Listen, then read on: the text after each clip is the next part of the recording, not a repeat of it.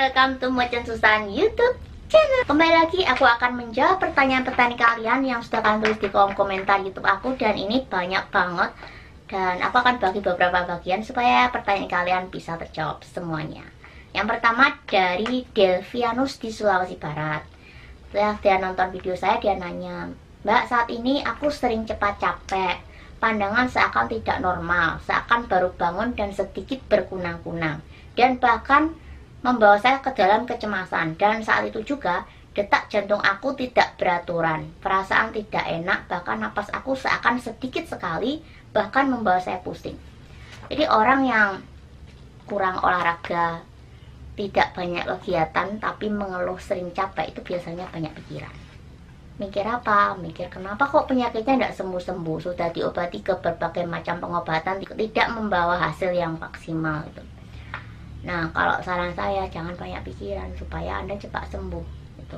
Kalau Anda misalnya bangun tidur, itu jangan langsung bangun, tapi tunggu beberapa saat sampai Anda relax, baru Anda bangun, itu pelan-pelan. Karena kalau Anda bangunnya kaget, itu bisa menyebabkan asam lambung cepat naik gitu ya.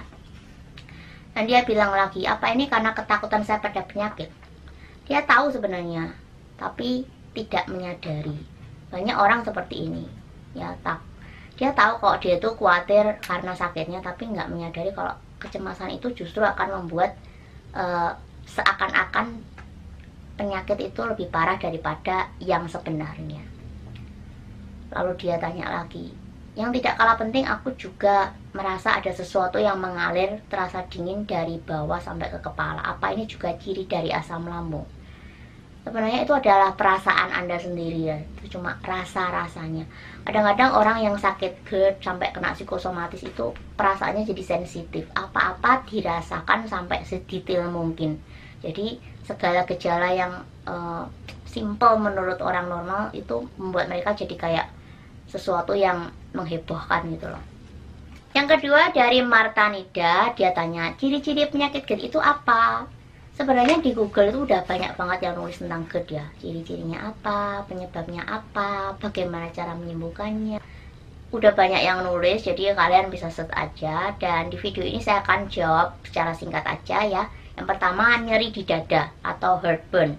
Sensasi rasa terbakar di dada karena asam lambung Anda naik. Yang kedua, mulut kalian akan terasa pahit, kadang-kadang ada kecut.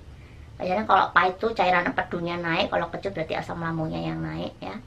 Lalu yang ketiga, suara Anda jadi serak karena ada radang di tenggorokan, suaranya serak, tenggorokan Anda mungkin akan terasa sakit. Lalu kemudian batuk atau sesak napas.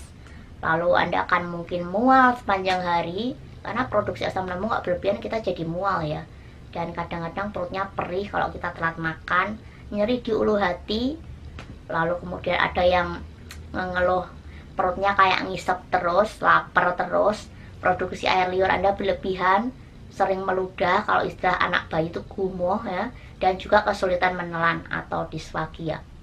Itu karena asam lambung Anda naik dan ada rasa sensasi tenggorokan mengganjal. Jadi makan tuh kayak nggak bisa turun, minum aja kayak nampung di sini, jadi nggak bisa turun. Nah, itu adalah beberapa ciri-ciri penyakit GERD. Dan ada satu lagi, kalau Anda mau tahu kalian sakit GERD atau tidak, seberapa prosentasenya Anda kena GERD atau tidak, mungkin Anda bisa coba dengan cara ini. Oke guys, jadi coba kalian cari di Play Store yang udah ada di HP atau smartphone Android kalian ya. Itu sebuah aplikasi yang namanya GERDQ. Kita ketik aja GERDQ. Nah, setelah itu kita klik yang gambar lambung di atas sendiri itu, terus klik install. Tunggu sampai proses downloadnya selesai, dan pastikan koneksi internet Anda lancar supaya aplikasinya tepat terpasang di HP kalian. Oke.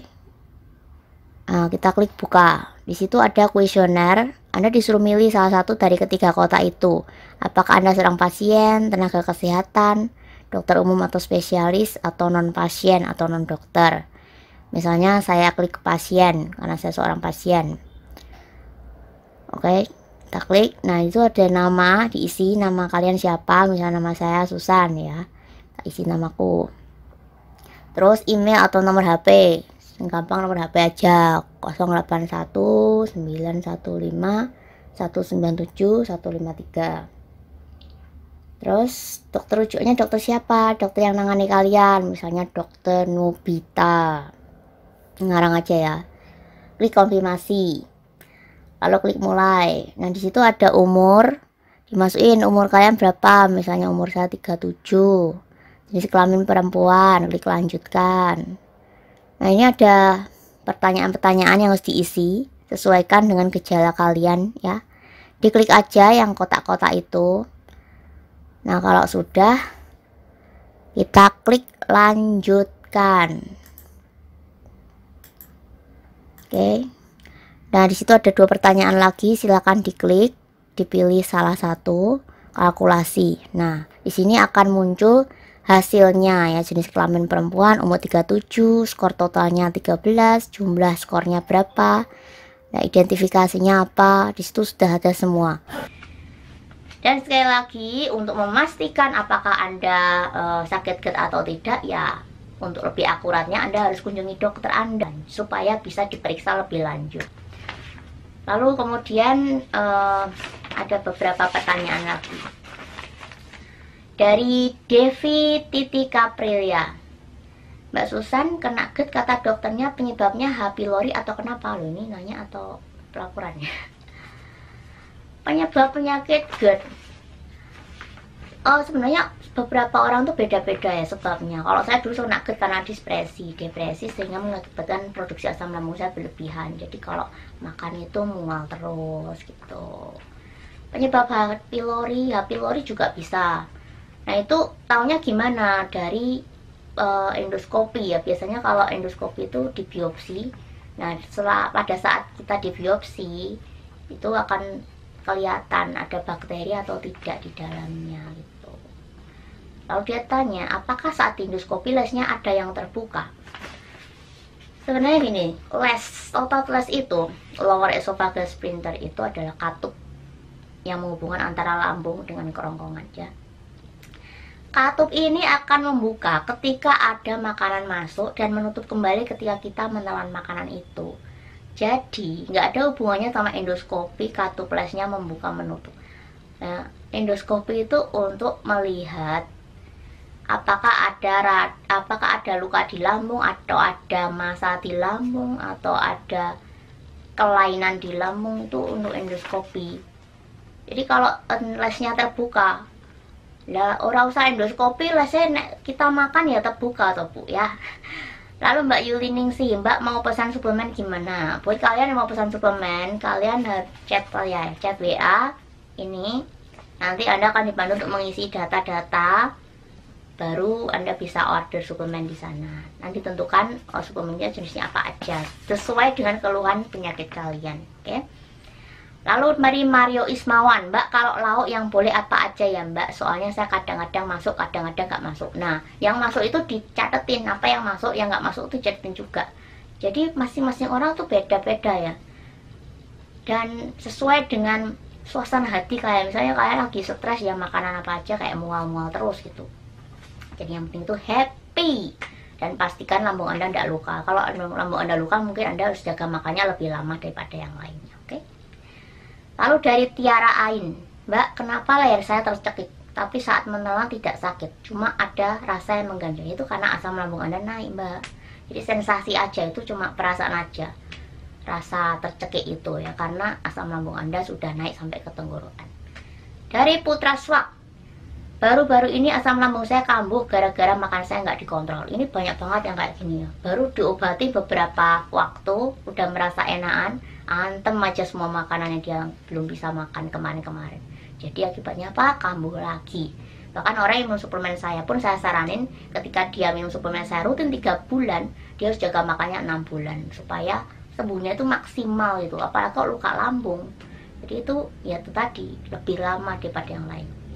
Terus stres, nah ini gara-gara kerjaan. Baru 3 hari lalu mulai sesek, tapi semakin saya berusaha bernapas semakin sesak.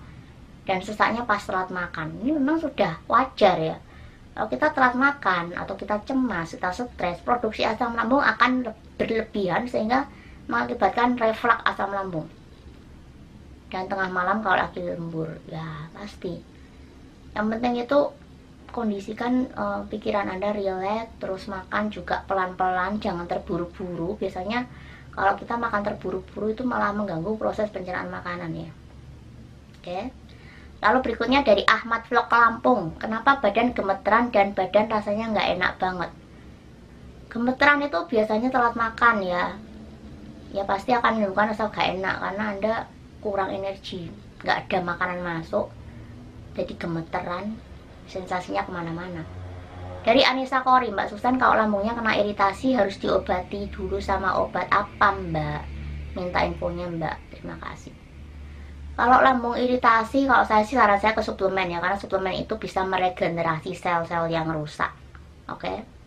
Kalau obat dokter itu ada yang untuk menekan asam lambung, terus melapisi dinding lambung, itu tindakan untuk supaya asam lambung Anda tidak naik aja gitu. Kalau lambungnya luka, sebaiknya suplemen. Oke. Aprilia Wulantika mau tanya, saya kena GERD sudah 3 bulan.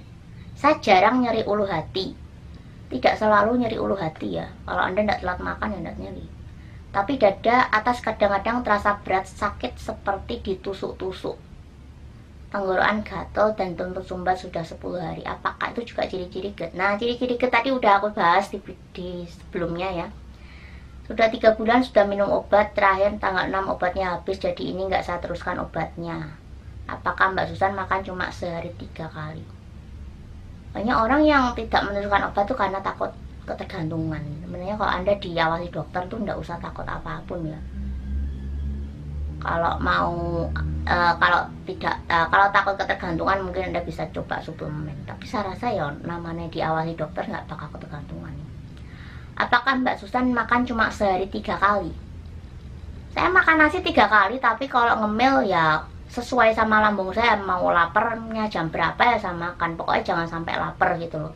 Kalau Anda sudah kena lambung itu 2 jam sekali harus makan, bahkan ada yang 1 jam sekali. Jadi kan harus perhatikan lambung Anda mau makan kapan gitu. Jadi jangan dibiarin, jangan telat. Kalau mau selingi nyemil, nyemilnya apa? Nyemil yang bisa diterima lambung Anda. Kalau kumat dada tengah kayak tertekan gitu, wajar enggak Kak? Ya wajar, karena ya masih sakit, ada masih asam lambung masih naik ya, kayak gitu sensasinya. Rijlan Sadik, Mbak beli suplemen di mana, harganya berapa? Nah, untuk menentukan harga saya harus menentukan dulu jenisnya, dan untuk menentukan jenisnya saya harus tahu dulu kondisinya bagaimana, obat-obat apa yang diminum itu juga harus dikombinasikan, jadi tidak sembarangan. Oke, segitu dulu, lumayan banyak banget yang nanyain ya. Semoga pertanyaan-pertanyaan kalian bisa terjawab semuanya ya. Dan yang belum saya jawab jangan khawatir, saya akan jawab di video ketika saya ada waktu untuk menjawabnya. Oke, segitu dulu. Jadi buat kalian yang mau pesan suplemen silahkan langsung kontak WA saya. Dan salam sehat luar biasa.